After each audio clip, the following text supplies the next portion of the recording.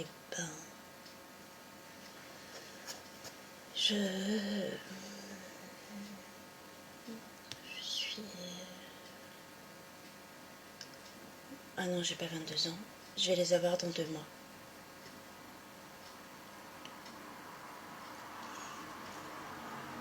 Enfin, c'était pas tellement pour rentrer dans la vie active. Hein. C'est parce qu'à l'époque, j'avais rencontré quelqu'un et c'est pour être avec lui que j'ai arrêté. Que je suis partie de chez moi. Je préférais vivre avec un garçon plutôt qu'avec mes parents, alors dès que ça s'est présenté, je sautais dessus. Enfin, sur l'occasion.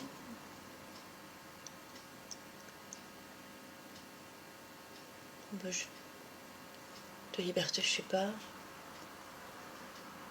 C'était surtout pour coucher avec lui, vous voyez, parce que quand j'étais plus jeune, je me disais que la vie, ça devait commencer le jour où on fait l'amour. Et qu'avant ça, on n'a rien. Alors le premier qui a eu envie de le faire, ben, je suis partie avec lui, pour qu'on soit tous les deux. Et pour que ma vie commence. Le problème, c'est que ça n'a pas très bien commencé.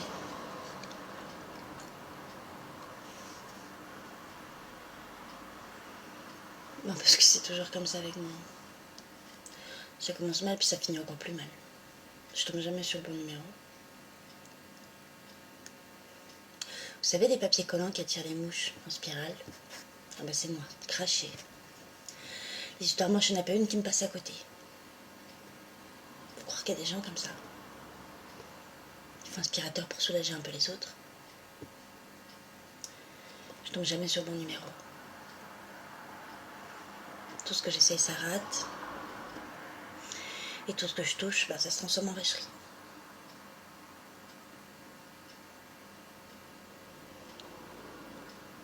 Avec lequel? Ah si, ça a été jusqu'au bout.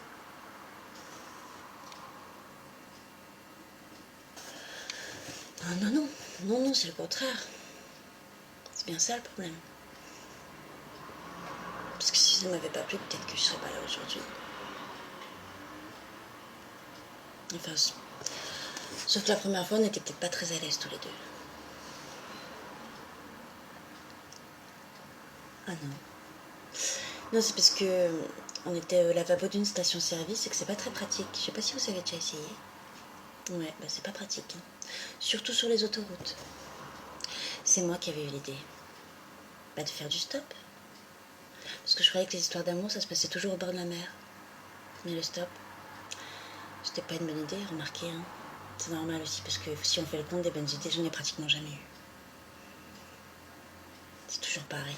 Chaque fois, je m'emballe trop vite, je réfléchis pas. C'est ça mon défaut. Heureusement que quelqu'un m'a ramassé, parce que sinon, je crois que j'aurais été capable de me jeter sous un camion ou sous autre chose.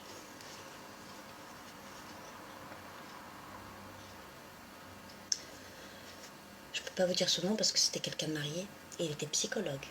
D'ailleurs, il a tout de suite senti que j'avais un coup de fer carabiné. Il s'est mis en quatre pour me monter le moral.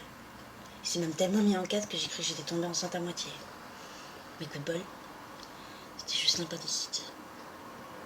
Enfin, coup de bol.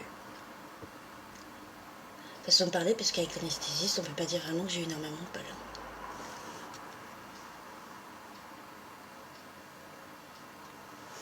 Non, il était gentil. Il avait l'air tellement amoureux que je l'aurais suivi à l'autre bout du monde. Mais en fait, on n'a pas été plus loin que Limoges. C'est marrant, hein. Comme les gens peuvent avoir l'air raides amoureux en l'étant pas du tout. C'est un truc qui doit être facile à imiter. Il me disait que je faisais l'effet d'un verre de Cointreau. Un verre de Cointreau, il a dû s'en lasser assez vite. C'est pour ça qu'il est parti téléphoner. Ça, j'ai jamais su parce qu'il est jamais revenu.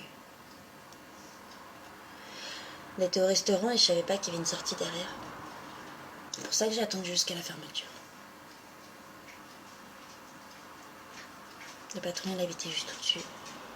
Ça sentait un peu la friture, mais il avait les mains douces et calmes. Les mains, c'est traître. Ça peut vous faire croire n'importe quoi. Mais c'est comme ça que je suis rentrée dans la vie active. Enfin, que je suis devenue hôtesse d'accueil, quoi. Ah bah au début, accueillir, à être souriante avec tout le monde. Ça devenait pas la ménagère comme travail. Mais les sourires, vous savez ce que c'est.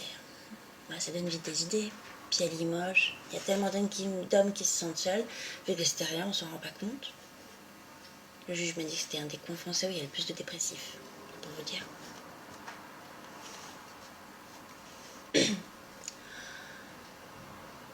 Ah bah celui qui s'est occupé de moi, à la fermeture du restaurant à cause des hôtesses d'accueil. Mais lui aussi, il était dépressif. Mais c'est pareil. Lui non plus, il s'est pas occupé de moi très longtemps, même pas un quart d'heure. Dans une chambre d'hôtel sans oreiller, sans télé et sans rideau. Remarquez, il avait pas mauvais fond. Quand il a vu que j'avais les yeux rouges de larmes, il m'a offert son mouchoir. Puis il est parti.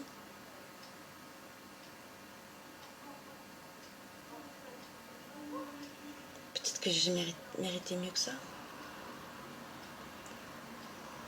Ça doit être écrit quelque part, je sais pas où, mais... Il y en a qui sont faits pour vivre en rigolant, et moi j'ai jamais passé un seul jour de ma vie sans me faire avoir. Tout ce qu'on m'a promis, j'y ai toujours cru.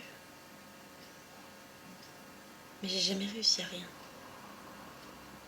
Ni à servir à quelque chose, ni à compter pour quelqu'un. Ni à être heureuse. Même vraiment la malheureuse, parce que... Sûrement on doit être malheureux quand on a perdu quelque chose.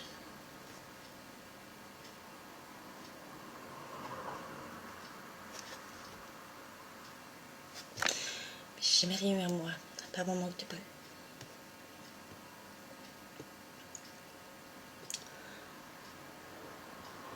Je sais pas. Quand j'étais petite, j'avais qu'une seule idée, c'était de grandir. Je voulais que ça aille plus vite. Et maintenant, je sais pas à quoi ça a servi tout ça.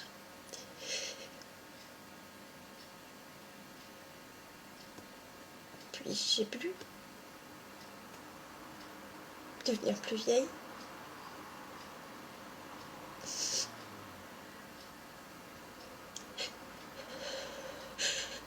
De ce qu'il y a devant moi, j'ai l'impression que c'est comme une salle d'attente. Dans une grande gare. Avec des bancs, des courants d'air. Et derrière les vitres, des tas de gens qui passaient tout à l'heure. Sans me voir. Ils sont pressés, ils prennent des trains, des taxis. Ils ont quelque part où aller, quelqu'un à retrouver.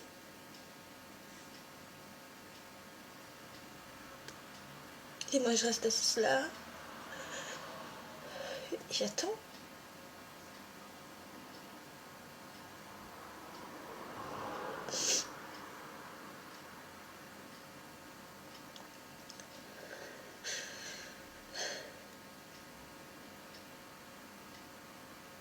Qu'il m'arrive quelque chose.